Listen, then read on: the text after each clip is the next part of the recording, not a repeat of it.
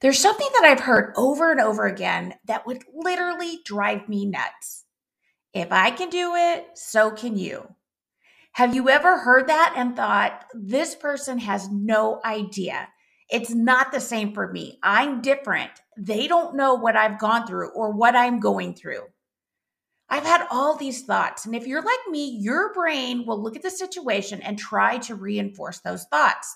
These are the thoughts that keep us from being able to accomplish all the things that we're capable of. Sometimes we'll get past them and we'll achieve the goal, but it'll take a lot more effort. Today, I'm breaking down some of the things that I've told myself in my life to make my life more challenging. The question is, are you doing the same? Are you ready to shift your mindset and tap into the opportunities that are waiting for you right now? Let's go.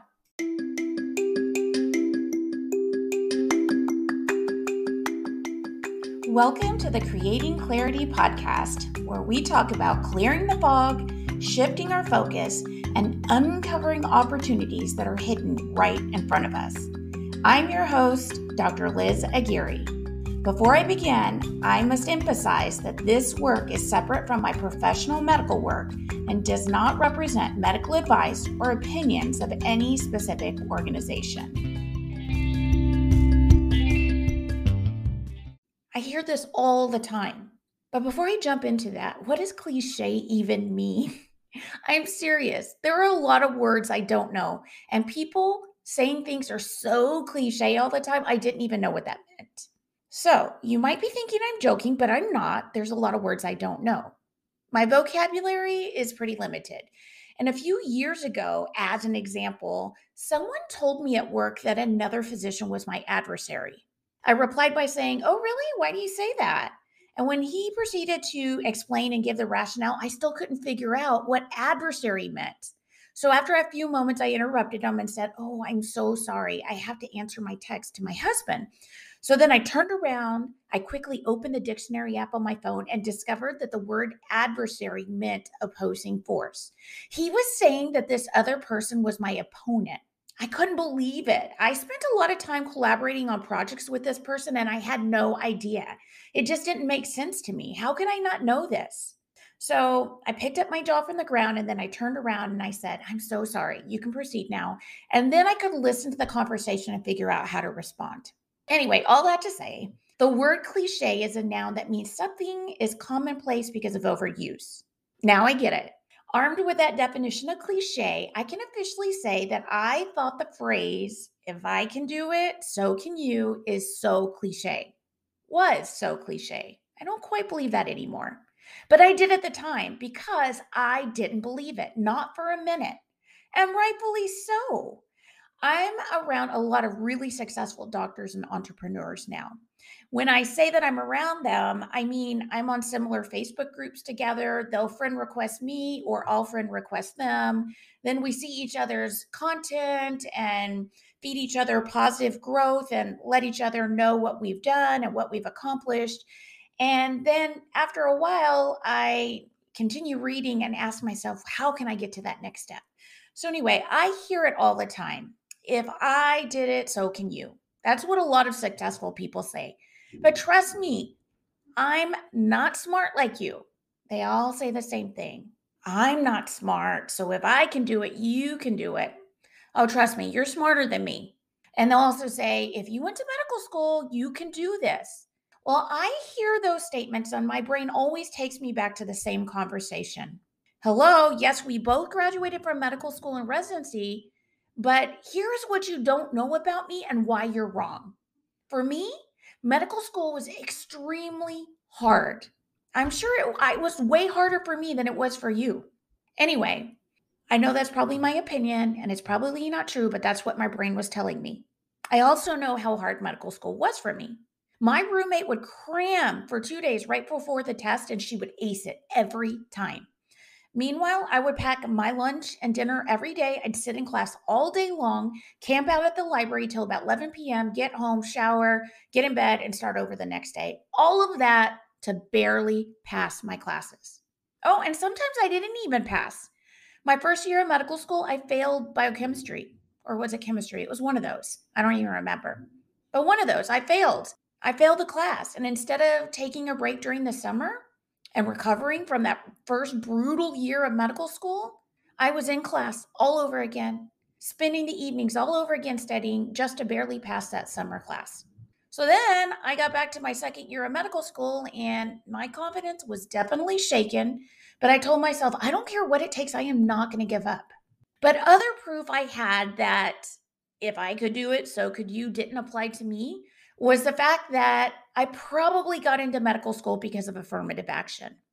I know this because people told me that when they found out I got in. You only got in because of affirmative action. Now, even though I heard it, I have to say they would say it jokingly, but I knew they meant it and I was positive they were right. I don't currently know the status of affirmative action or if it's in place right now. I probably should. I realize that, but I don't. But for those of you who don't know what affirmative action is, don't worry. I had to look that up too.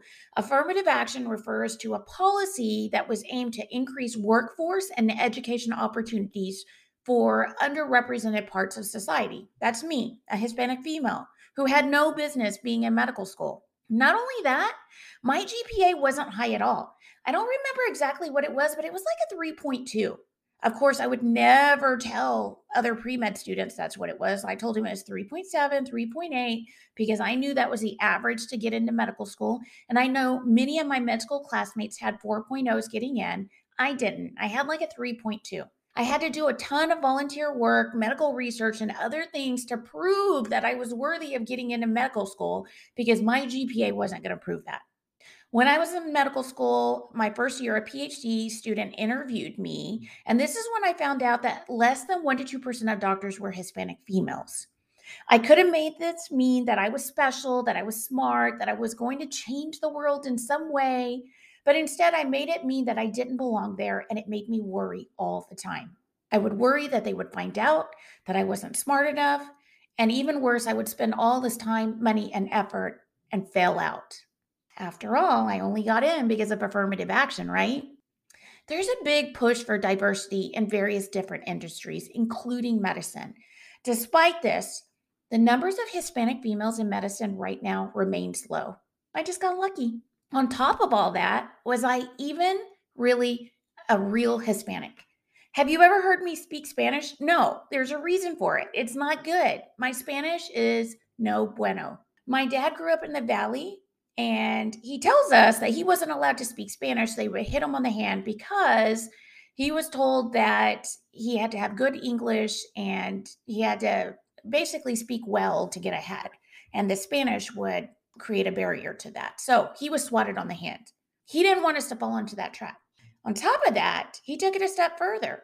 He was told that if he changed his name, that it would help him. So he changed his last name from Moreno to Moore. That's why my maiden name is a white name. But when I got married, I really had to practice saying Aguirre all the way to work. Every day I would practice rolling my R's.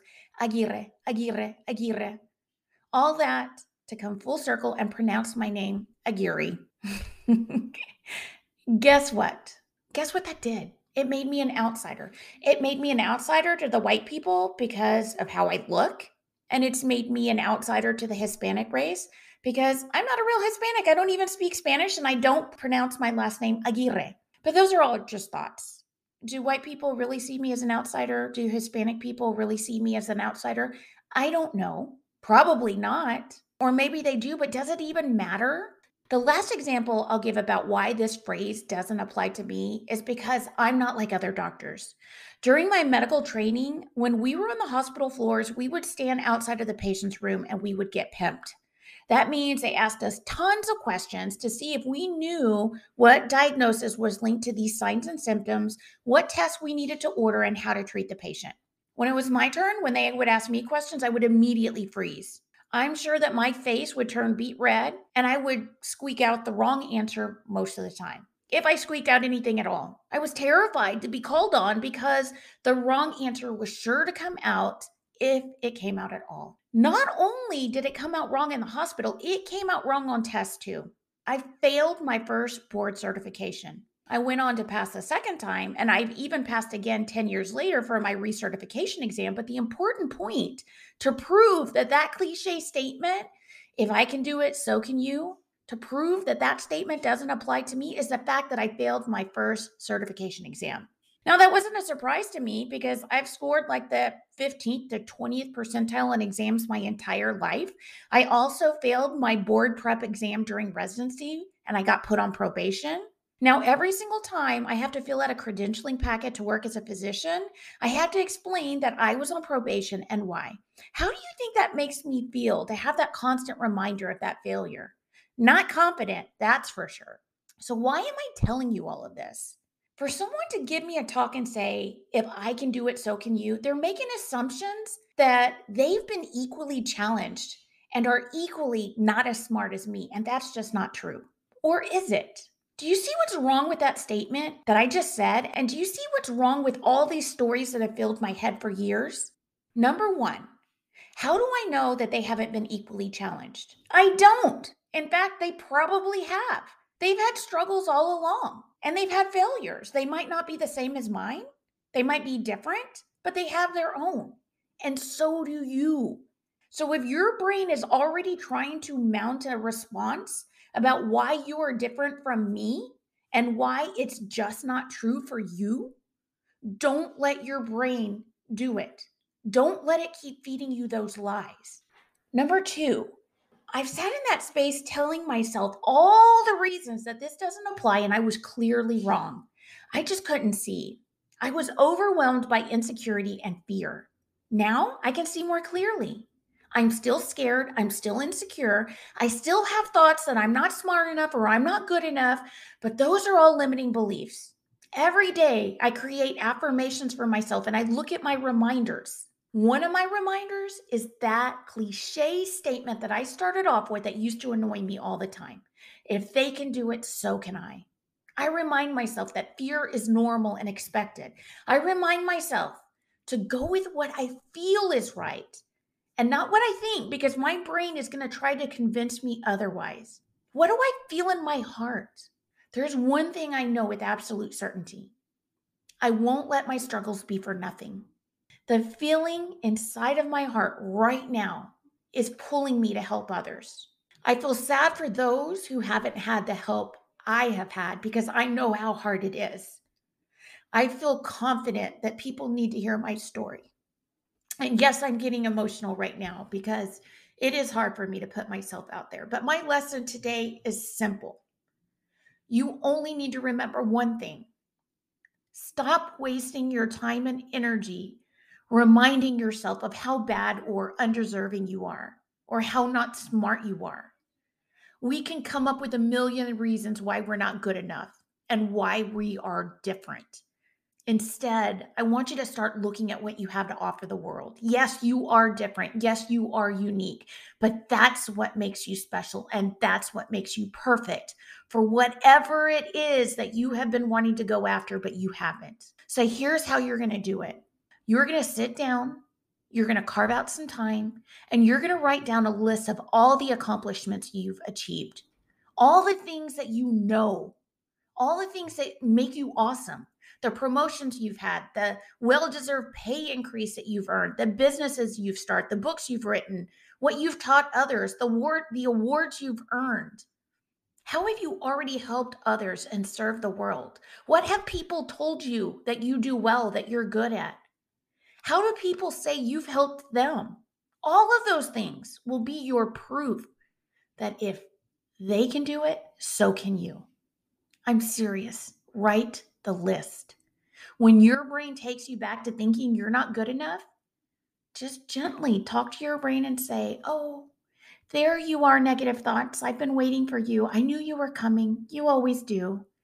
And then kindly thank your brain for trying to protect you from the unknown and brush those thoughts to a side and ask yourself, what's my next big step?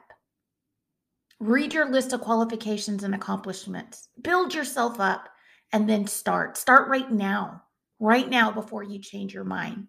The only question now is, what, my friend, is your next big step? What is it that you've been putting off for way too long? That's it for this week, my friends. I hope to see you again next week. And please, please, please do not forget how much you will be helping me if you share this podcast with a friend, subscribe, and please leave me a 5-star review if you feel it was worthy so that we can help this podcast reach other people. Thanks so much. I'll see you next week.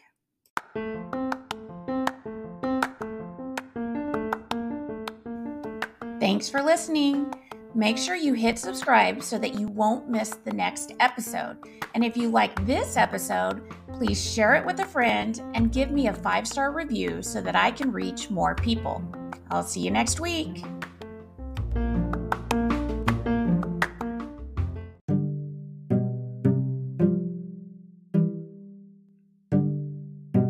Disclaimer: the views and opinions shared here are for information and educational purposes only. They do not serve as a medical or professional advice. They do not represent any academic, medical, or professional institution or organization. If you found this helpful, don't forget to leave a 5-star review. Thank you.